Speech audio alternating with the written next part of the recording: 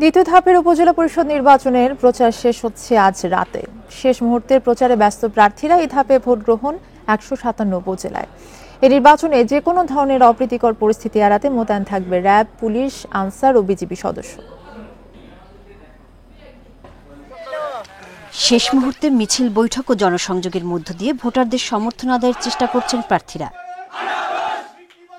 মেহেরপুরের গাংনী উপজেলায় নির্বাচনকে ঘিরে এলাকার মোড়ে মোড়ে বানানো হয়েছে অস্থায়ী নির্বাচনী ক্যাম্প। বেশ জোরেশোরে গণসংযোগ, র্যালি আর লিফলেট বিতরণের মধ্য দিয়ে যশোর, বাগেরহাট, রাজবাড়ী, পাবনার প্রার্থীরা ছুটছেন ভোটারদের কাছে।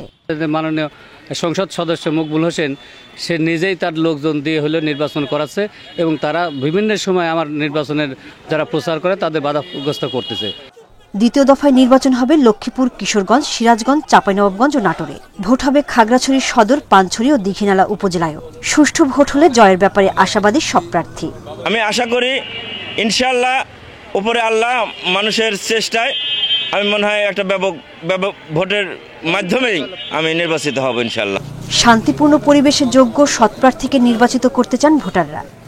মাদক মুক্ত যিনি কাজ করবে এই দেশে মুক্ত করবে তাকে ভোট দেব আমরা।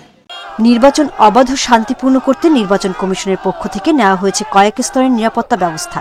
একটি সুষ্ঠু, অবাধ এবং নিরপেক্ষ নির্বাচন সম্পন্ন করা সে বিষয়ে আমরা অত্যন্ত কঠোর এবং সেই বিষয়টি যাতে নিশ্চিত করা যায় সেজন্য শতভাগ প্রস্তুতি আমাদের আছে। এক্ষেত্রে কোনো ভিআইপি, সিআইপি, ভিভিআইপি অথবা তাদের কোনো আত্মীয় স্বজনদের কোনো প্রভাব বিস্তারের কোনো সুযোগ নেই। অপ্রীতিকর পরিস্থিতি এড়াতে মোতায়েন থাকবে র্যাব, পুলিশ, আনসার ও বিজিবি সদস্য।